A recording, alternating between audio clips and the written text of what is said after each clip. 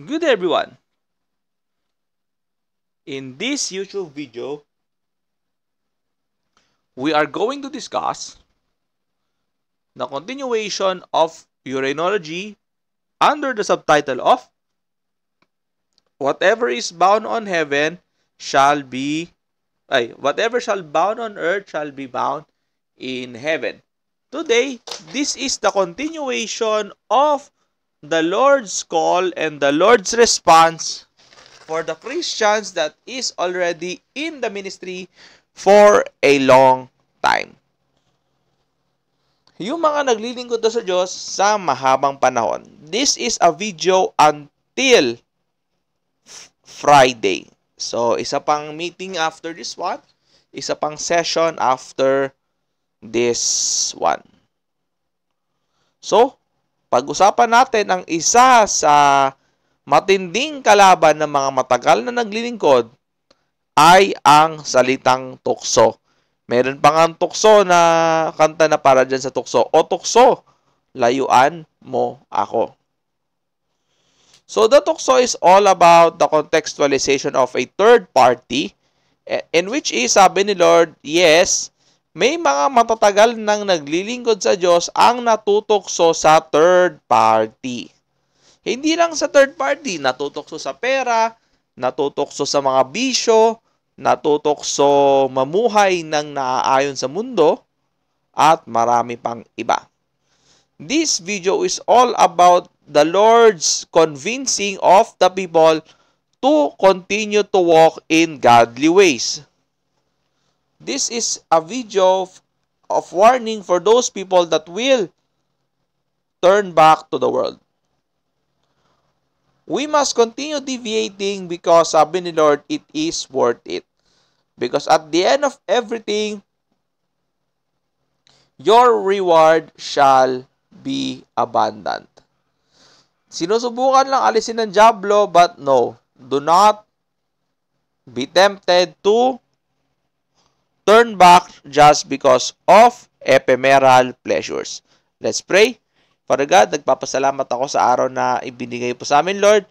Nagpapasalamat ako sa lahat ng favor, lahat ng klase ng pagpapala, Lord, na ibinigay po sa amin. Lord, help us appreciate everything that you give so we do not look the things that we do not have.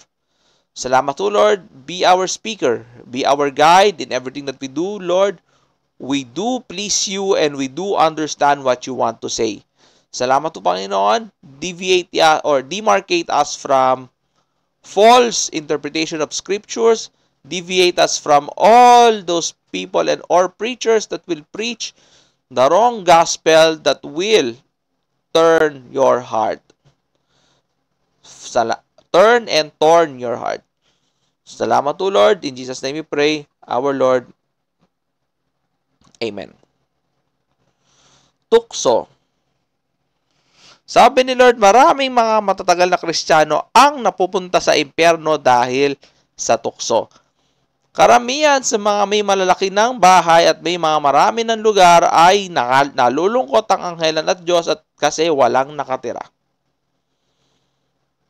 May certain places nga sa heaven na wala namang nakatira pero may mga bahay na malalaki. It is because those are the people that were chosen by the Lord but they have deviated because they find it more worth to serve the world rather than to serve the Lord. Sige, pag-usapan ba natin, ano ba ang selling point ni Satan on why do old Christians or people that has been on the Lord turn their backs away? First and foremost, ito, peer pressure.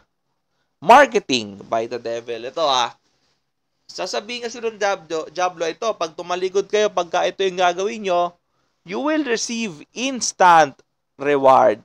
So, everything is instant sa kaharian ng diablo. So, bakit instant? So, sandali lang naman kasi oras sila eh. So, they have to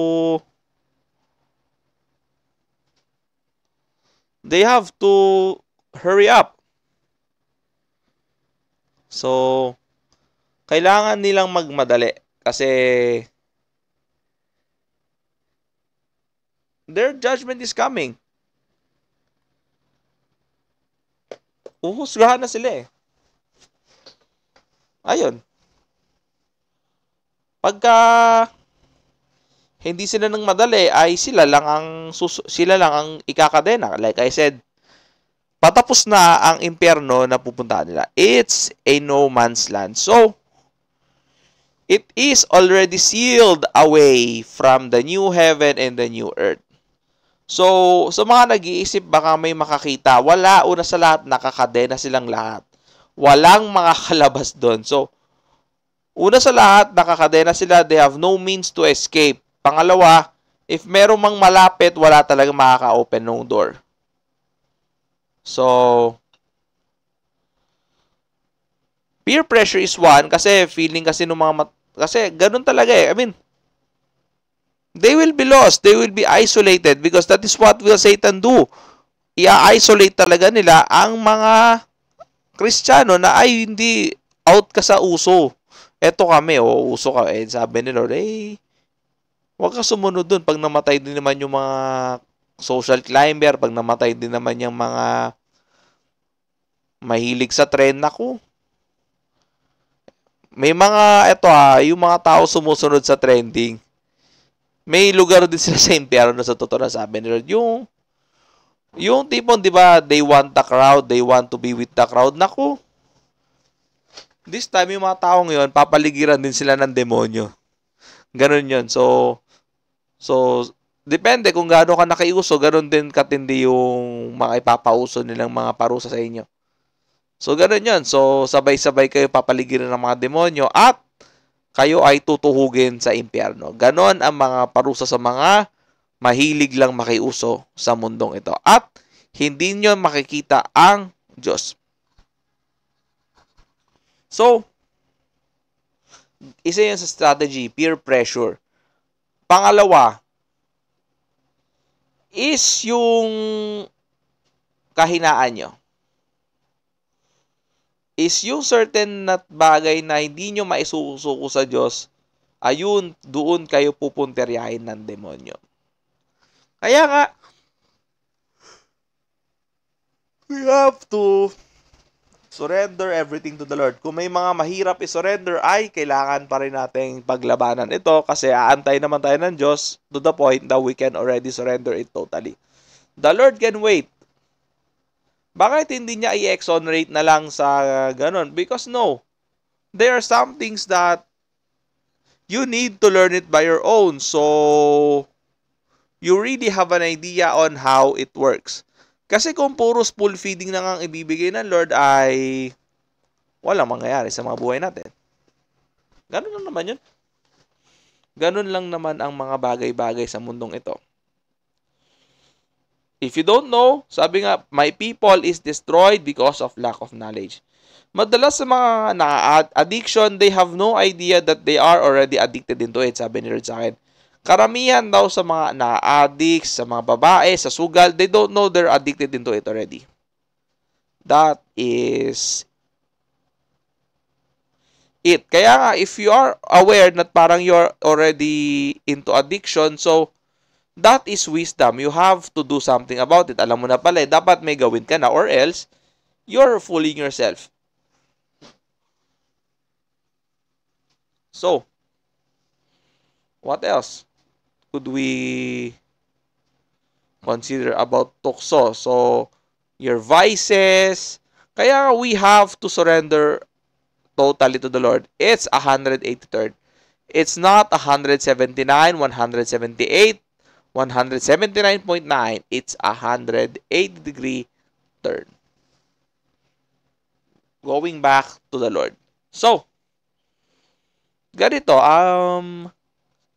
what's the relationship between tukso and uranology? We are in uranology and napunta tayo sa tukso. O mamaya, pupuntahan ko.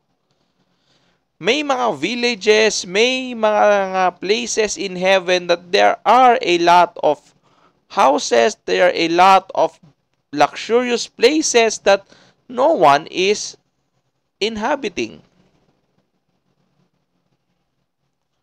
Hindi naman nanghihinayang ang Diyos na, ay sayang naman yung ginawa ko. No. The Lord is not weary on that. Because the Lord does not need any energy for Him to build it. Hindi naman siya napapagod katulad ng tao. Hindi naman siya nauubusan ng resources katulad ng tao. The Lord's supply is infinite. It doesn't end. The place in heaven is so vast that even people in the next generation shall have a place in heaven. Kahit lumipas pa ang napakahabang panahon at lahat papunta sa langit, sabi ni Lord, ang langit ay mananatiling maluwag. Samantalang sa impyerno ay overcrowded na, pinipilit pa rin pagkasyain kasi tabu-tabu talaga ang instant blessing ni Satan. Tabu-tabu ang instant pleasures ni Satan. Samantalang si Lord, the Lord waits, the Lord needs a lot of time for a man to be established as a blessing. Blessing to other people. So, matagal mag-bless talaga ng todo si Lord. Samantalang si Satan, when you're there, you're immediately blessed. That's how Satan works. So, okay. Let's cut to the crap. Okay, sige. Bakit may kinalaman sa urinology ang salitang tukso? Ito yon. Sabi ni Lord, marami daw sa mga pastor ang napupunta sa impyerno dahil sa tukso. Tukso na yumaman. Ito, sige, ito pinakita sa akin. Ito, may isang lugar sa langit, ganito. Parang building na yung kanyang May mga grupong, may parang Ayala land, no? Parang, there is a village that is uninhabited. Ito yung mga group of pastors that they have been working so hard to please God, but they have decided to, okay na yun. Okay na siguro yun. Malaki na siguro ang aking na ipundar para kay Lord. So, panahon naman para ang sarili naman natin ang ating enjoyin. So, sabi ni Lord, that is the worst thing that a perennial man of God can do na, okay na ako, Lord. Yung mag-finish na ng race ng maaga kahit hindi pa nila talaga panahon para mag-finish ng race. Ayun na nga. So, sabi, dun sa lugar nila, ang dami ng may mga confetti na, may mga sa langit, may mga pa-celebration na pang, pang, pang, pang, pang. Siyempre, iba yung mga dun. Iba yung celebration nila dun. So, talagang pag nagpa-fireworks si Lord, talagang grabe ang color. Talagang hindi na siya pom-pom. So, talagang yung fireworks siya talagang kumikinang. Pati yung mismong sky, nag-iiba ang kulay. Ganun katindi ang fireworks. Ganun katindi ang celebration. The place is already there. The mountains that they will climb is already there. The libraries, the foods are the food that they like is already ready there. The rooms are ready for them. All of the things that they wanted because they have earthly wants like they're fishing, halimbawa lang, they want fishing, yung andyan, may mga lugar na malapit sa katubigan, may mga lugar na malapit sa kabundukan, may mga lugar na malapit sa may mga bahay na nasa mga high places kasi they want the view of the sky and they want a top view. All are there.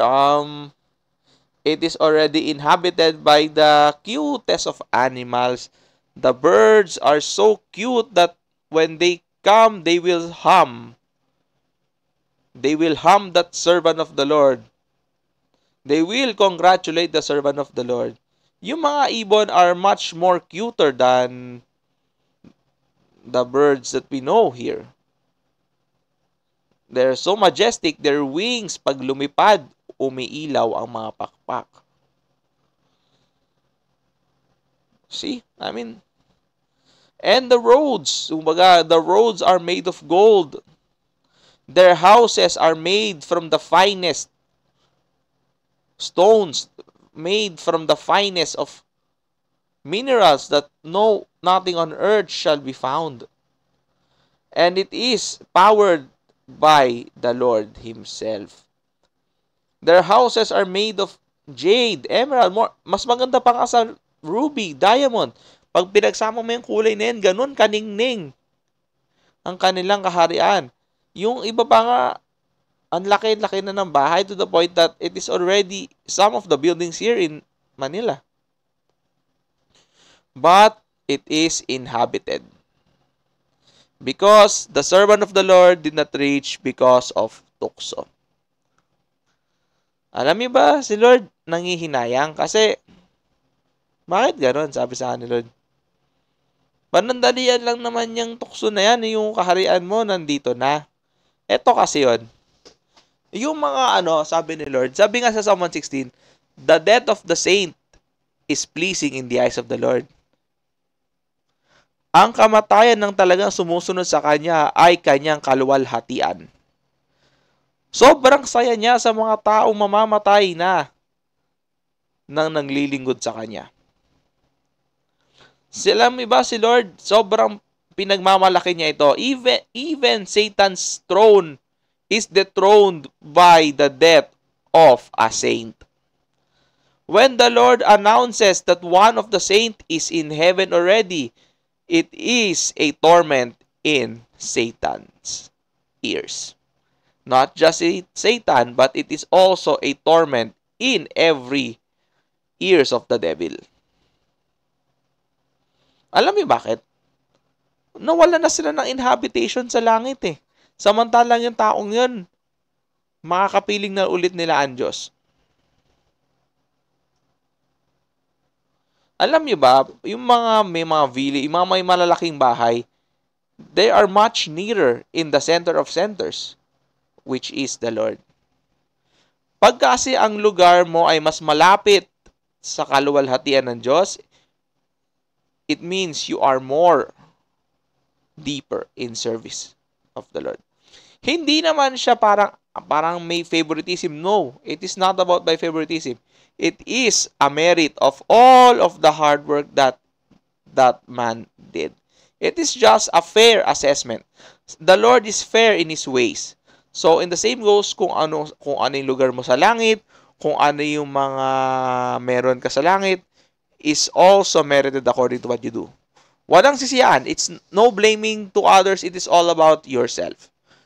We have to exonerate from the ways of the world in order for us to start building from God's place. So, another aspect in urinology is when a saint of the Lord already dies, Satan can no longer handle them because sabihin ko sa inyo, a real Christian never feels death. No.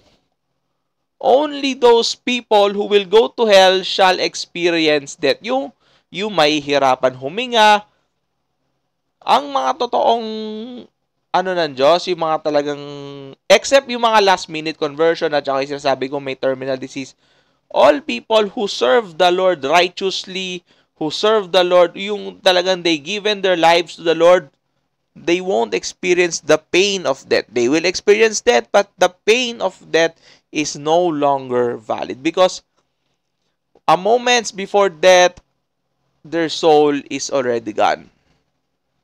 Siguro sabi ni Lord, hihinga pa yan ng ilang sandali, pero di na yan magsasalita. Wala na sila sabihin, hihinga na lang ng konti yan, tapos mga ilang minuto patay na yan. They will not experience the pain of death. That is one of the reward of the saint. Once namatay na ang mga taong ito, a couple of minutes before the pain of it, they will be delivered. They will be gotten. Ihahatid na sila ng mga anghel pabalik sa langit. See? Sabi ni Lord sa akin, sandaling panahon lang yan. Hindi ka naman habang buhay nandyan eh. There will come a time that you will grow old. There will come a time that you will end your life there. Matatapos din ang buhay mo sa mundong ito. Bakit ka pa magpapasakay sa tukso? Biray mo, 25 years ka ng pastor. 28 years, 30 years, 35 years. Some of it are 50 years. Bakit ka pa tatalikod? Bakit ka pa magki-quit sa Panginoon kung you're almost at the end? Kaya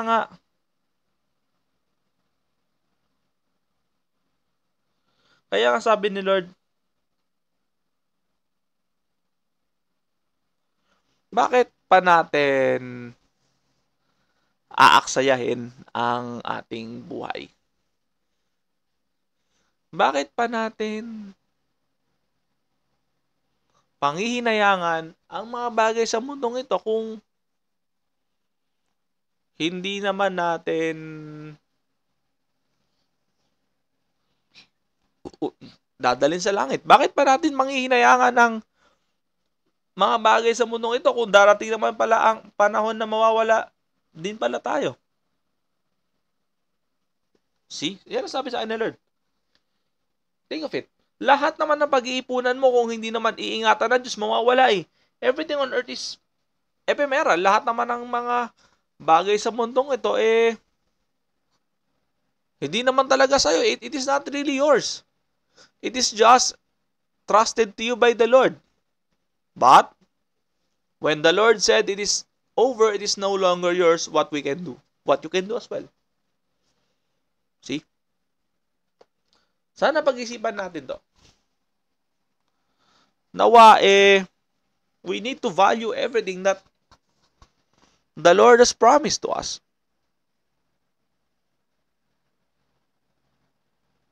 We need to reassess. We need to reevaluate our thoughts when it comes to this topic. That's all for this video. I'll see you next time. God bless.